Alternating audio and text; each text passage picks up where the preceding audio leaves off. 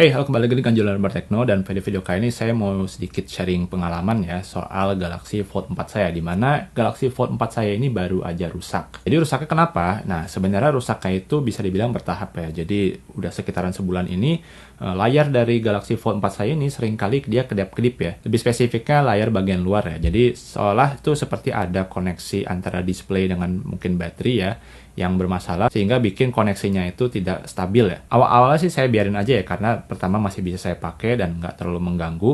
Tapi baru aja kemarin nih, nah kerusakannya itu bisa dibilang sudah parah ya. Jadi entah kenapa kalau saya buka layar bagian dalam dari Galaxy Fold 4 ini, tiba-tiba layar itu hitam aja. Nggak muncul tampilan UI sama sekali. Dan ternyata kalau saya tutup itu, loh ternyata device itu benar-benar shutdown ya. Jadi seperti power off. Saya kembali mencoba untuk menyalakan HP saya dengan mencet tombol power dan volume down ya, ditahan, dan lama-lama akhirnya nyala lagi juga. Tapi kalau saya buka lagi layarnya, nah power down lagi. Berhubung saya lagi luar kota, saya biarin aja dulu sementara. Tapi ternyata ada yang bikin lebih parah lagi, yaitu saya nggak dapet sinyal sama sekali ya. Lebih tepatnya saya nggak bisa dapat connect ke mobile connection. Nah, berhubung sudah parah sekali, saya memutuskan untuk pergi ke Samsung Service Center terdekat di daerah saya.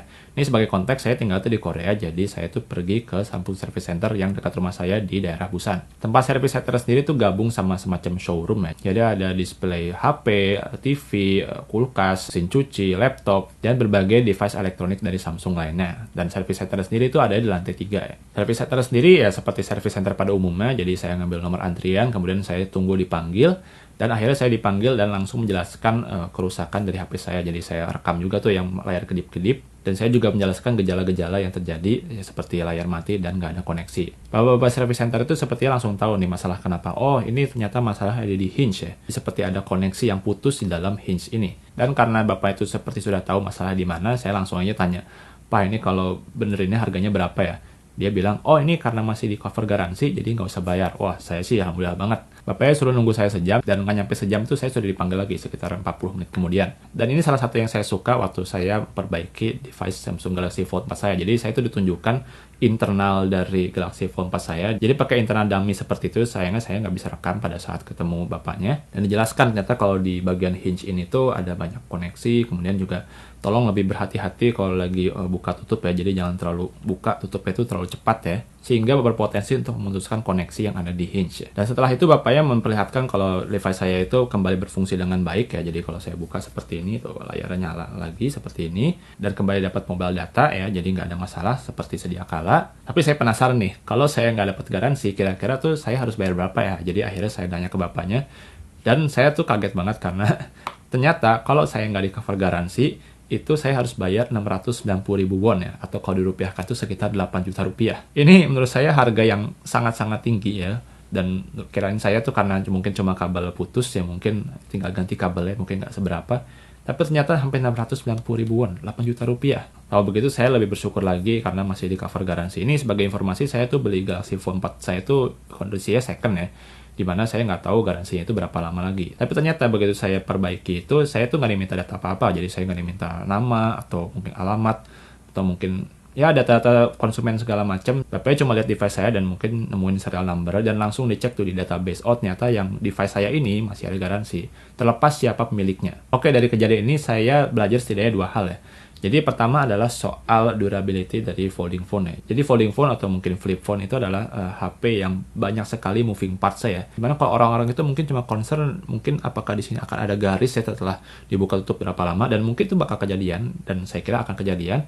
Tapi sebenarnya menurut saya itu adalah masalah yang lebih minor ya. Lebih majornya itu masalah-masalah yang kalau sudah kejadian itu di dalam seperti yang baru saja saya alami. Jadi yang namanya barang itu ya jelas dia akan menurun kondisinya seiring dengan waktu ya.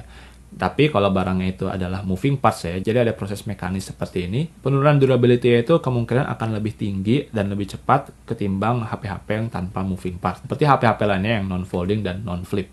Dan yang kedua adalah, kalau Anda itu pengen beli HP fold atau flip ya, jangan cuma sanggup untuk beli HP-nya aja, tapi ada faktor lain satu lagi. Jangan lupa untuk persiapkan dana untuk bisa memperbaiki HP ini kalau rusak ya. Karena mungkin bisa dibilang sebuah keniscayaan ya, kalau folding phone itu atau flip phone itu akan lebih cepat rusak ketimbang HP biasa. Galaxy dari Samsung Galaxy Fold 4 ini memang 2 tahun ya, dan flip saya juga setahunnya 2 tahun.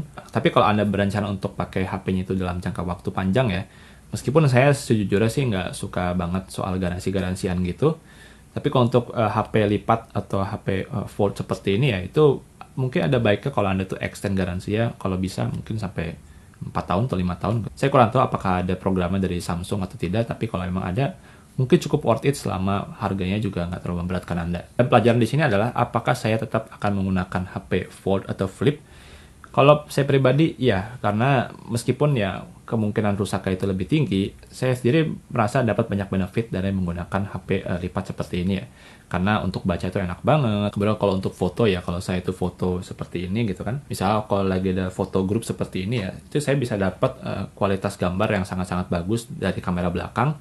Dan saya masih bisa meng-aim shot saya itu dengan baik karena saya punya external display seperti ini. Kalau untuk yang flip, saya kira biaya perbaikannya akan lebih murah ketimbang yang fold. Cuma saya untuk saat ini, saya nggak tahu berapa. Mungkin sebelum Anda beli, ada baiknya dicek dulu tuh di website Samsung ya, kira-kira untuk perbaikan kerusakan seperti ini tuh harganya berapa. Oke, demikian aja sharing pengalaman dari saya. Mudah-mudahan bermanfaat bagi Anda yang mungkin mempertimbangkan untuk beli HP folding atau flip ya seperti ini. Silahkan like video ini jika dirasa bermanfaat, subscribe jika tidak ketinggalan konten dan teknologi lainnya. Saya Jul dan terima kasih telah menonton.